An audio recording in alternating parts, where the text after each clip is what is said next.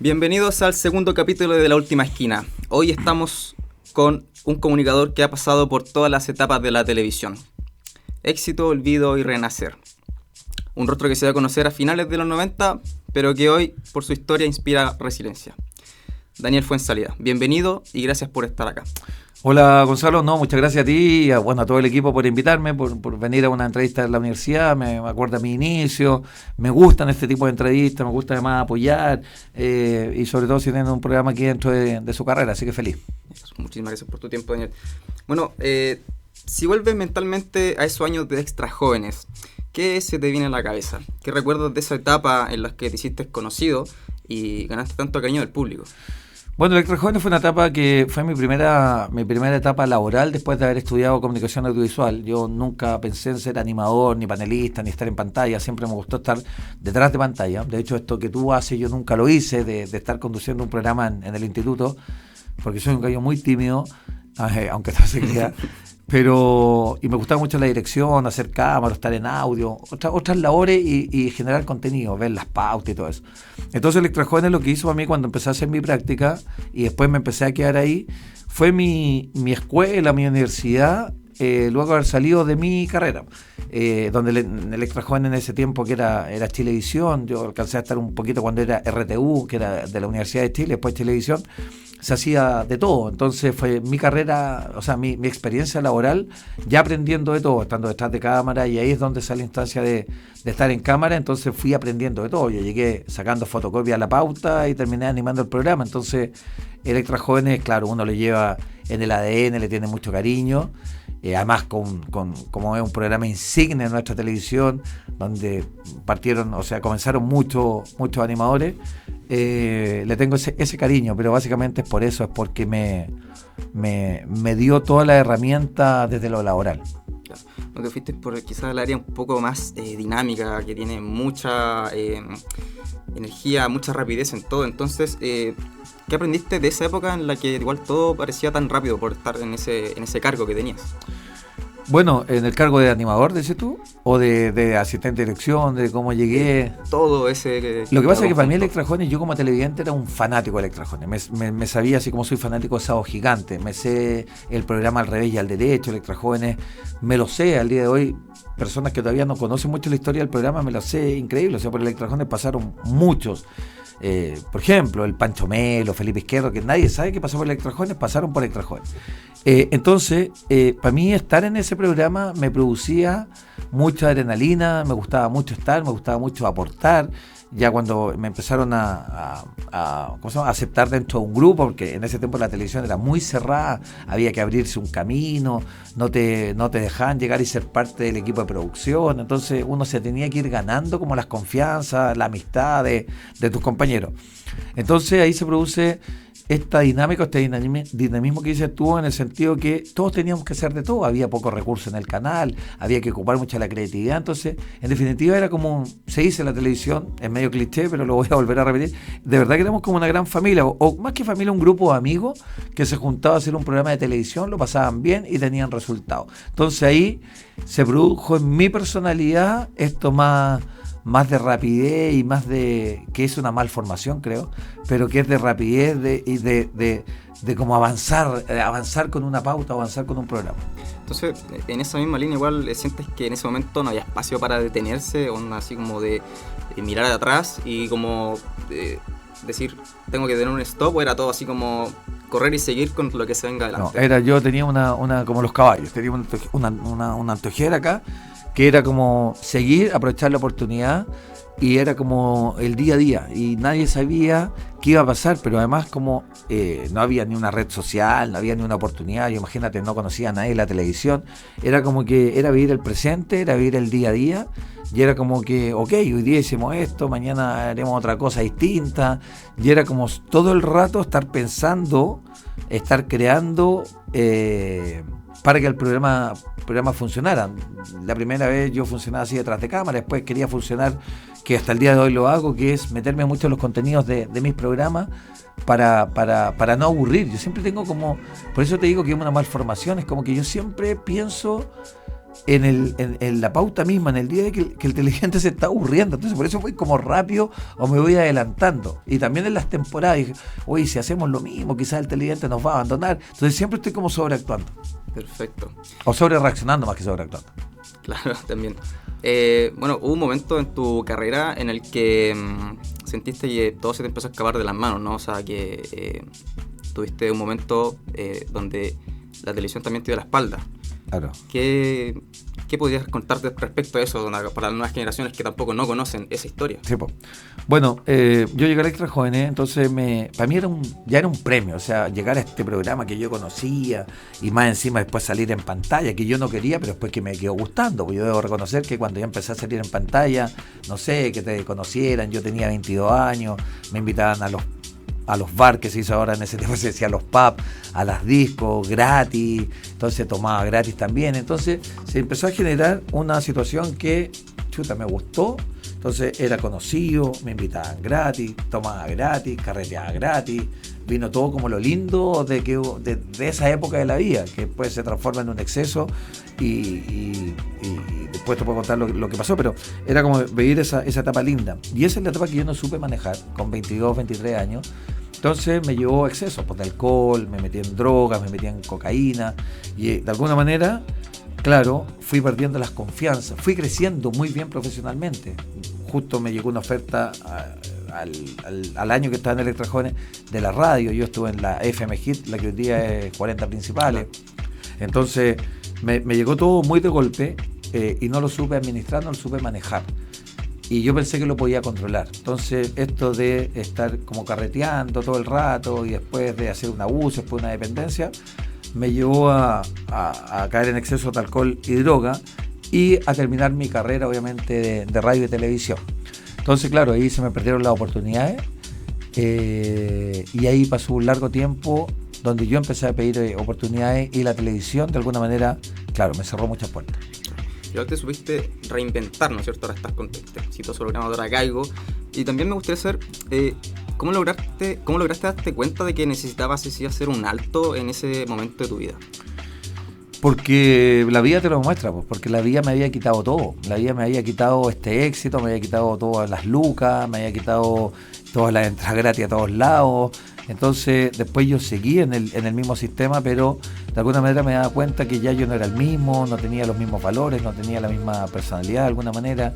Entonces fue todo cuesta abajo, entre medio me casé, tuve a mi hija, entonces después ya uno tiene otra responsabilidad, ya tenía 30 años y me di cuenta que tenía que hacer un giro y que tenía que parar con todo esto y tomármelo más en serio y pedir ayuda. Entonces en términos de droga y de alcohol pedí ayuda, hice un tratamiento de 2 años y donde ya después mi vuelta empecé a tocar puertas y nadie me creía. Primero nadie me creía que me había rehabilitado, nadie me validó como una posible oportunidad para poder trabajar en televisión.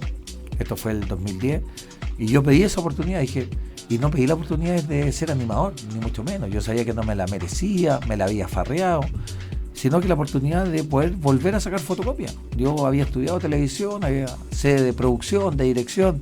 Entonces dije, bueno, no sé, parto de nuevo y si hay que sacar fotocopias, saco fotocopias. Si hay que ir con los cables, voy con los cables. Me da lo mismo, quería trabajar para que me pudieran dar de alta en mi enfermedad de adicción. Y costó mucho, entonces como costó tanto y se me cerraron todas las puertas de todos esos amigos que había tenido en televisión y en radio, la radio fue mucho más generosa, la radio me acogió al tiro, la radio activa que hasta el día de hoy estoy. Y la televisión dije, bueno, si no llega esa oportunidad me la busco yo. Y para mí fueron muy importantes las redes sociales. En el 2010 no había Instagram, no había TikTok, pero sí había Twitter. Y desde ahí me creé yo un propio programa. Yo tengo una pregunta más adelante para eso. Bueno, claro, iba a tocar ese tema también de cuando la televisión te dio la espalda. ¿Cómo enfrentaste esa etapa lejos de la pantalla? Sé que también tienes una fundación, ¿cierto? Sí. Contradicción. ¿Esto también fue como parte de ese mismo proceso? O sea, sí, vino el 2014, pero yo ya tenía mi programa de internet, me empezaron a invitar de nuevo a los programas, entonces yo iba a los programas a hablar de adicciones, mi programa de internet, que era el Tweetcar, empezó a generar contenido medio farandulero, me empezaron a invitar a los programas de farándula y yo era ahí panelista en un programa que era en portada y terminé también siendo el animador de en portada. Y ahí el 2014 o 2013, por ahí, me invitan a un programa Vértigo de Canal 13, Martín Cárcamo, hago una entrevista en profundidad y gano ese programa y me gano un auto. Entonces con ese auto yo dije, yo ya tenía auto, dije con este auto voy a formar un centro de rehabilitación. Y empecé a buscar y era muy difícil. Y Contradicción ya estaba creado, entonces con ese dinero yo le inyecté plata a ese proyecto y empecé a hacer Contradicción. Perfecto. Bueno, y ahora, cuando volviste con Tweetcar, ¿no es cierto? Y luego el Melate, que es un programa muy exitoso, ¿sentías que estabas demostrando algo a los medios o que estabas demostrando algo también a ti mismo? No, a mí. Y era básicamente a mí, era por salir adelante y por tener pega yo. Entonces, el Tweetcar, que lo creo el 2010, tenemos que irnos a viajar a ese tiempo que no había nada de redes sociales, los streaming. Cuando yo pedía auspicio por un streaming, la gente escribía con E y con X, como extreme, como que era algo extremo. Yo pedía reuniones, por ejemplo, los auspiciadores me decían, ¿y tú haces deporte extremo? Y yo, ¿con qué físico? Entonces la gente decía, yo le decía, no, si es un programa de streaming. ¿No? ¿Qué es lo que es streaming? Me decían los gerentes de no había ni gerentes digitales, los gerentes de marketing, nadie entendía nada. Entonces yo me creé ese programa para tener primero pega y para poder empezar a funcionar, pues a que me empezaran a pagar por eso. Y ahí creo el Tweetcar y yo dije, ya la industria no me valoró. A mí la industria nunca me valoró hasta a fines del 2023. A mí nunca me llamaron de un canal de televisión. Yo en Televisión Electra Jóvenes, que voy a RTV en ese tiempo, partí porque llegué haciendo mi práctica y ahí me quedé y terminé siendo animador de Extra Jóvenes. Después, por todo lo que te conté, chao, se acabó eso. Y después todo lo mío fue autogestión. El 2010 hago el Tweetcar, del Tweetcar salto en portada como panelista, a través de una gestión mía por el Tweetcar, quedo animando ese programa por meritocracia, diría yo, y por suerte, porque he tenido suerte también en la vida, porque justo el animador que era Cristian Pérez se fue, la Zapka también, la Zapka Polak, y me quedo animando. Y ahí me llaman a ser panelista en primer plano, la primera vez que me llamaban y no me sentí cómodo, así que duré 2 o 3 meses y me fui. Y ahí hago la autogestión a través de UCB de tener el Melate que tú mencionas. Y Melate duró 8 años, pero siempre con autogestión. A mí nunca un canal me llamaba. Nunca, por ejemplo, no sé, para Grande Hito, a la Teletón yo me ofrecía si querían que fuera a la gira, y la Teletón siempre se portó muy bien conmigo porque me daba algunos roles, me tiraba a las 4 de la mañana, pero no importa, me tiraba un móvil no sé dónde, pero no estaba así como en los animadores de Teletón que salen abriendo la noche inaugural. Recién me tocó el año pasado eso, después de 25 años que estoy en la Teletón. Entonces siempre fue como de mucha autogestión, de mucha reunión con ejecutivos y con auspiciadores. Yo le tocaba la puerta a los ejecutivos y no me pescaban, como que no veían como un talento en mí. Yo me sentía como que ya sí, probemos, me invitaban de repente invitados, pero nadie había dicho, oye, este gallo puede ser un aporte para un canal o un aporte para un programa. Entonces siempre fue a través de mi productora. Hoy dijiste un tema, un concepto súper interesante que era el streaming, que todos ya a esta altura lo deben conocer, pero del streaming también han nacido mucha gente que está ahora, que es reconocida.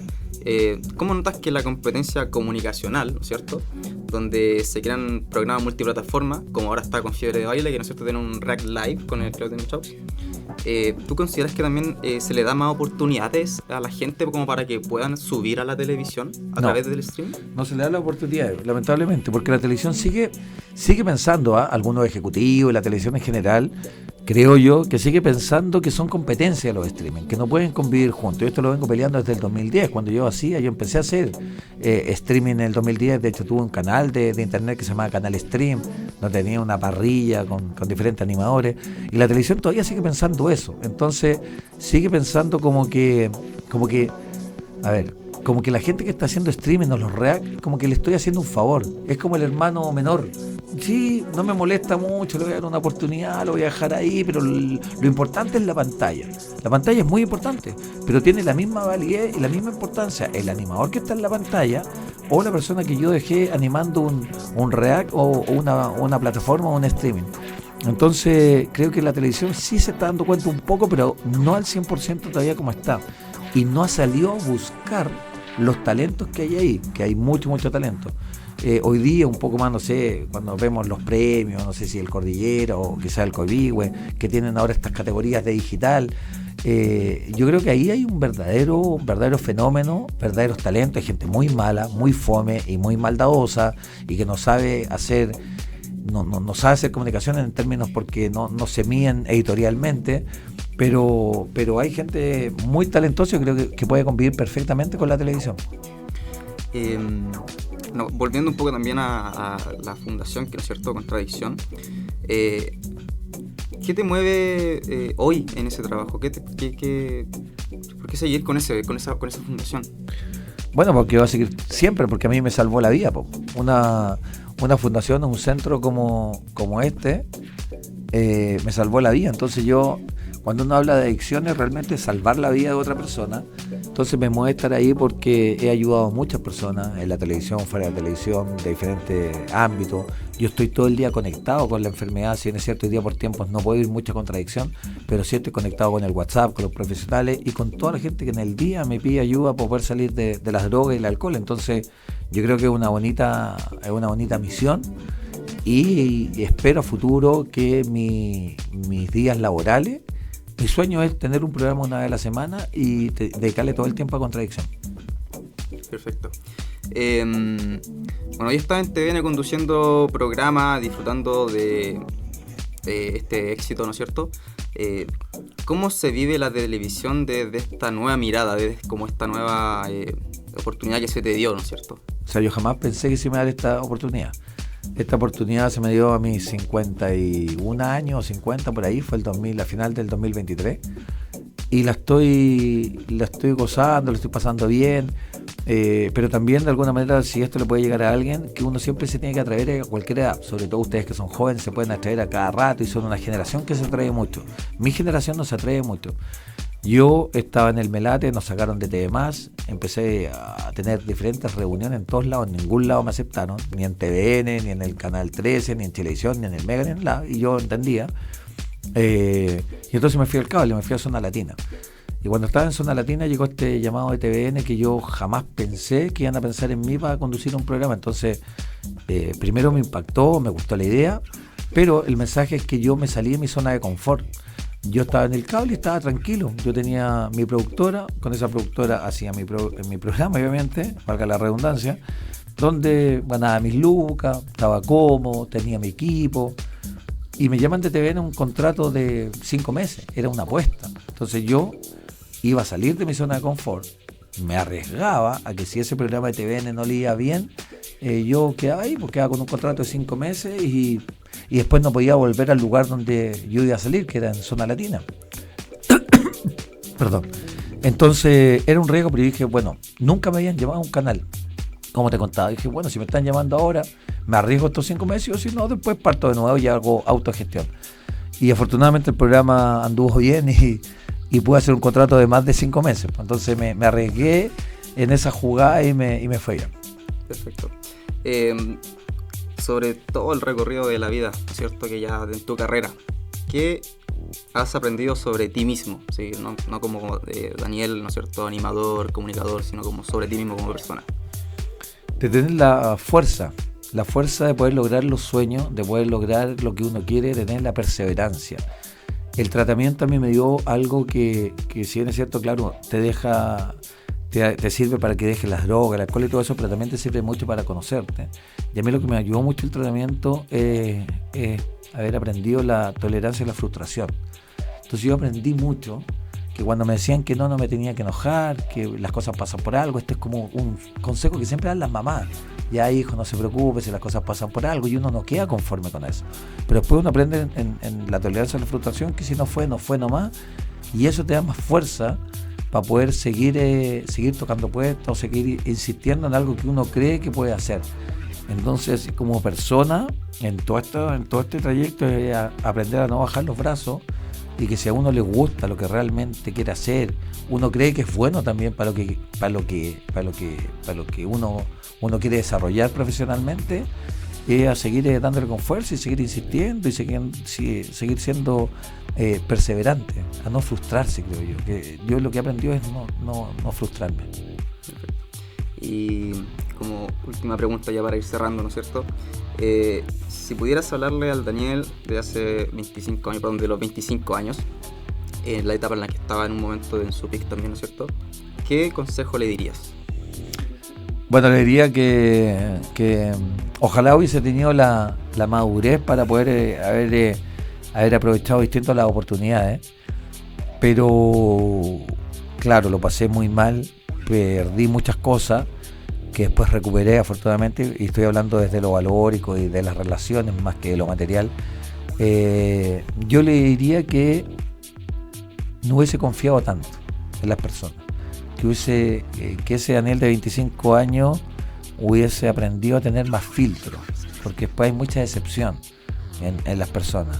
Yo le diría a ese Daniel, pasa por lo mismo, tienes que vivir eso, porque viviendo eso te convierte en una persona que soy hoy día, pero que ojalá hubiese tenido un poquito más de filtración para no haber tenido tanta decepción a futuro. Perfecto. Muchas gracias, Daniel. Gracias por compartir tu historia y conocerte un poco más, ¿no es cierto? Porque los jóvenes también te conozcan. Este ha sido el capítulo de La Última Esquina. Muchas gracias.